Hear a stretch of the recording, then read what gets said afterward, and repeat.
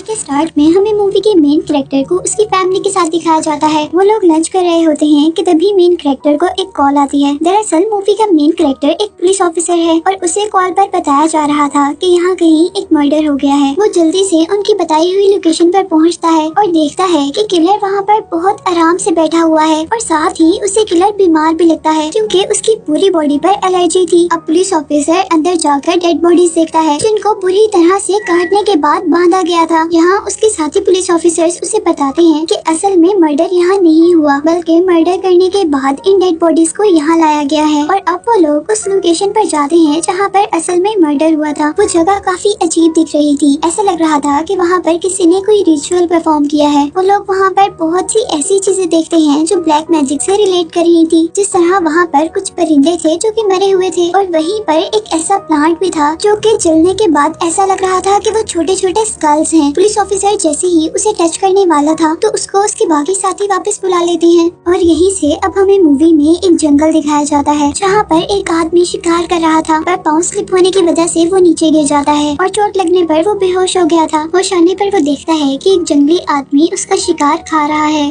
अब वो जंगली भी उस आदमी को देख लेता है और जंगली के उस आदमी के करीब आने पर वो आदमी नोटिस करता है कि उस जंगली की आंखें कोई नॉर्मल इंसानों जैसी नहीं है। उसे लगता है या तो ये कोई और क्रिएचर है या फिर डीमन या घोस्ट है। असल में ये सब बातें मेन कैरेक्टर जोंग जू को एक दूसरा पुलिस ऑफिसर बता रहा था और दूसरे पुलिस ऑफिसर की इंफॉर्मेशन के अकॉर्डिंग गांव में अब जितने भी ऐसे इंसिडेंट हो रहे थे वो उसी जापानीज आदमी की वजह से हो रहे थे जो उन्हें जंगल में नजर आया था। लेकिन जोंग जू को उसकी बात पर बिल्कुल भी यकीन नहीं था। वो कहता है कि जिन लोगों का मर्डर हुआ है उन लोगों की पोस्टमार्टम रिपोर्ट ऐसा बिल्कुल भी कुछ नहीं कहती और साथ ही वो उसे ये भी कह रहा था कि वो जापानीज आदमी बिल्कुल हमारे ही जैसा है और वो ऐसा कुछ भी नहीं कर सकता। नेक्स्ट डे जोंगजू को एक और मर्डर की रिपोर्ट होती है और इस बार मर्डर में पूरी फैमिली को मार दिया गया था और उसके बाद उनका घर भी जला दिया गया था। वहाँ जाने पर जोंगजू को एक मिस्टीरियस लड़की मिलती है जिसने व्हाइट ड्रेस पहना हुआ था और वो लड़की जोंगजू से कहती है कि मरने से पहले मैं इस कपल से मिली थी और इस कपल ने मुझे बताया था कि वो जापानीज आदमी एक भूत है और जरूर उस जापानीज आदमी ने ही इनका मर्डर किया है। वो लड़की जोंगजू को प्रूफ करने के लिए उसे घर के अंदर भी लेकर जाती है। वो मिस्टीरियस लड़की पुलिस ऑफिसर जोंगजू से पूछती है कि क्या तुमने कभी उसे देखा है। तो वो पुलिस ऑफिसर कहता है कि हाँ मैंने 2-3 मरतबा उसे देखा है। और वो लड़की उसे कहती है कि तुम्हें अब अपने आप पर ध्यान देने की जरूरत है क्योंकि जरूर अब उस जापानीज आदमी का अगला टारगेट तुम और तुम्हारी फैमिली होंगे। अभी जोंगजू उसकी बात प्रॉपर्ली समझ नहीं पाया था कि तभी उसे एक कॉल आ जाती है। पुलिस ऑफिसर जैसे ही कॉल सुनकर वापस आता है तो वो मिस्टीरियस लड़की वहाँ से गायब हो चुकी थी और अब उसी दौरान उसे घर की दूसरी तरफ से कुछ आवाजें आ रही थी और जब वो चेक करने जाता है तो वहाँ पर उससे जापानीज आदमी मिलता है जो कि बुरी तरह किसी जानवर को खा रहा था और अब जापानीज ने भी उसे देख लिया था और वो उसके पीछे आकर उसे खाने ही वाला था कि अचानक उस पुलिस ऑफिसर की आंख खुल जाती है और हमें पता चलता है कि उसने जापानीज को सिर्फ अपने ख्वाब में देखा था। यहाँ पुलिस ऑफिसर जोंगजू की बेटी ह्यूजिन की तबीयत बहुत ज्यादा खराब थी। उसे लग रहा था कि ह्यूजिन को नॉर्मल बुखार होगा और इसीलिए अब वो पुलिस स्टेशन आ जाता है जहाँ से वो लोग उस जापानीज आदमी के बारे में इंफॉर्मेशन लेने के लिए मूवी के स्टार्ट में दिखाए जाने वाले हंटर के पास जाते हैं और वो हंटर पुलिस ऑफिसर्स को उस जगह पर लेकर जाता है जहाँ उसने जापानीज आदमी को कोई जानवर खाते हुए देखा था। वो लोग अभी तक उस जगह को पूरी तरह इन्वेस्टिगेट नहीं कर पाते कि हंटर के ऊपर आसमान से बिजली गिर जाती है और उसे पुलिस ऑफिसर्स हॉस्पिटल ले आते हैं और यहाँ हॉस्पिटल में हमें पहले किलर को भी दिखाया जाता है। यहाँ उस आदमी का जिस्म बहुत बुरी तरह से मुड़ रहा था और इसी हालत में वो मर जाता है। अब जोंगजू जैसे ही घर आता है तो वो अपनी बेटी की बिल्कुल वैसी हालत देखता है जैसी पहले किलर की हुई थी, लेकिन वो अपनी बेटी पर कंट्रोल कर लेता है और वो मरती नहीं है बल्कि उसकी हालत अजीब होती जाती है। जैसे वो बहुत ज्यादा क्वांटिटी में फिशेस खाना शुरू कर देती है जो कि पहले वो कभी नहीं खाती थी और इससे ह्यूजिन की मॉम को लगता है कि उसके ऊपर किसी घोस्ट या डिवल का असर है।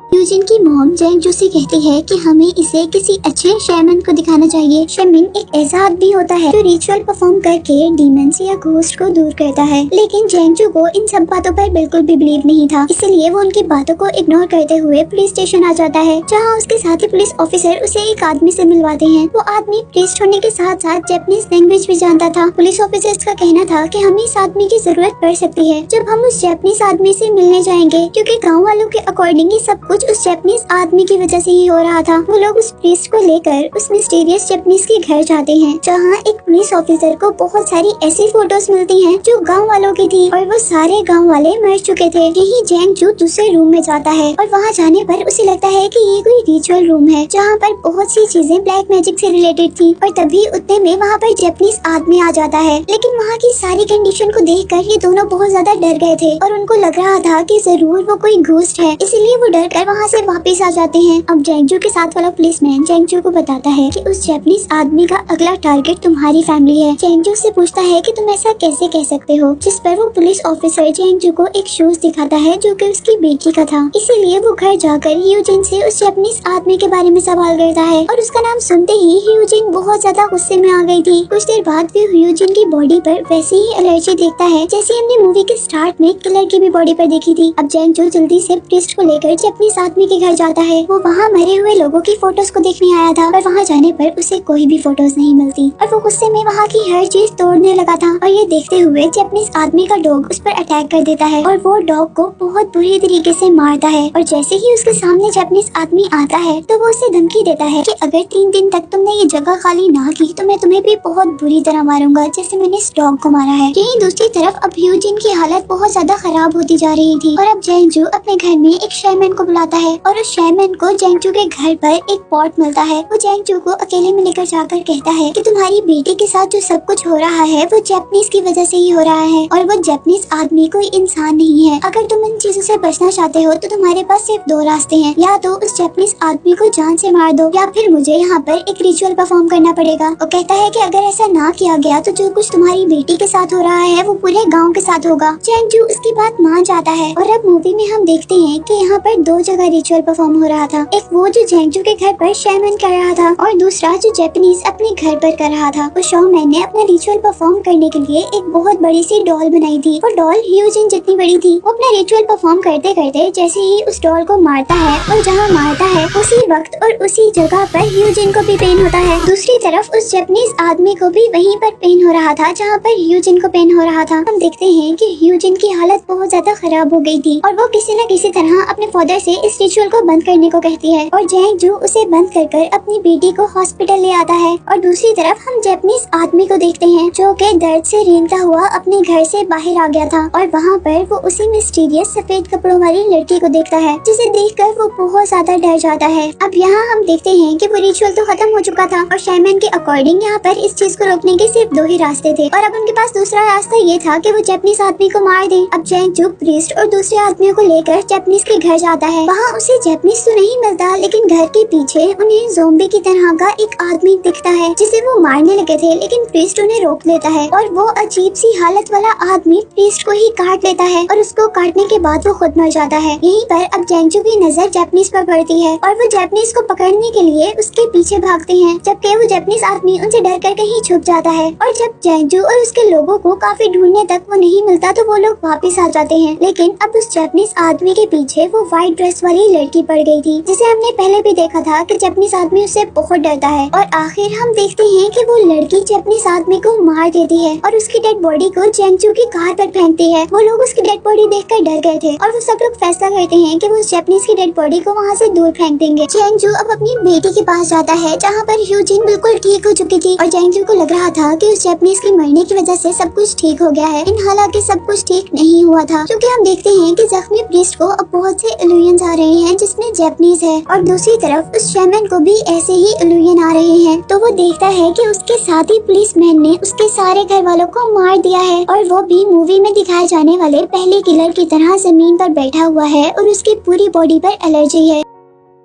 और यहीं पर अब हम शैमन को देखते हैं जो कि जैंगजू की तलाश में था, क्योंकि वो उसको ये बताना चाहता था कि हम किसी बड़े खतरे में आने वाले हैं। और इससे पहले कि वो जैंगजू को ढूंढ पाता उसकी नाक से बहुत ज्यादा खून आने लग जाता है और दूसरी तरफ उसे बहुत ज्यादा वोमिटिंग भी शुरू हो जाती है। इन सब चीजों से डरकर वो इस गाँव से बाहर जाना चाहता था, लेकिन कुछ मिस्टीरियस क्रिएचर्स उसे इस गाँव से बाहर जाने नहीं देती और वो वापस गाँव में आ जाता है। जहाँ अब जैंगजू जैसे ही शॉमैन को कॉल करता है तो वो शॉमैन उसे बताता है कि तुमने जापानीज को मारकर बहुत ज्यादा बुरा कर दिया है, क्योंकि असल में जैपनीज गलत आदमी नहीं था, बल्कि तुम्हारे घर के करीब एक सफेद कपड़ों वाली लड़की है। असल में उसके पास ब्लैक पावर्स हैं। वो कहता है जैपनीज तो हमें उस लड़की से बचाने की कोशिश कर रहा था और उसे मारकर तुमने सारा काम खराब कर दिया है। ये सुनते ही जैंगजू जल्दी से ह्यूजिन के पास जाता है, लेकिन घर पर ह्यूजिन तो थी ही नहीं और घर से बाहर आने पर उसे वो व्हाइट कपड़ों वाली लड़की मिलती है। ह्यूजिन उस लड़की से पूछता है कि मेरी बेटी कहाँ है। वो कहती है कि तुम्हारी बेटी अभी घर पर है और मैं उस पर कुछ ऐसा रिचुअल कर रही हूँ जिसकी वजह से जैपनीज आदमी का उसके ऊपर से असर खत्म हो जाएगा। और साथ ही वो ये भी बताती है कि जैपनीज अभी भी जिंदा है। वो उसे कह रही थी कि जैपनीज एक बहुत बुरा आदमी है और वो सबको खाने वाला है। जैंगजू उसकी बात को इग्नोर कर अपने घर जाने वाला था अपनी बेटी को देखने के लिए, लेकिन वो लड़की रोकती है। कहती है कि जब तक तुम्हें अपने घर के बाहर से उस मुर्गी की यानी hen की आवाज नहीं आएगी तब तक तुम घर के अंदर न जाना, और वो आवाज तुम 3 मरतबा सुनना। इस टाइम तक उस मुर्गी की 1 मरतबा आवाज आ जाती है, लेकिन अभी 2 मरतबा आनी होती है। और जैंगजू अपने घर जाने की कोशिश कर रहा होता है तो वो लड़की उसे रोक लेती है। जैंगजू इस बात पर हैरान था कि वो लड़की इतनी दूर से 1 सेकंड में उसके पास कैसे आई थी। यही दूसरी तरफ अब हम उस प्रीस्ट को देखते हैं जो जान गया था कि जैपनीज अभी भी जिंदा है और वो वही बुरा है। वो जैपनीज को मारने के लिए वहाँ जाता है जहाँ पर उसने जैपनीज को गिराया था, और एक केव के अंदर जाने पर उसे जैपनीज वाकई जिंदा मिलता है।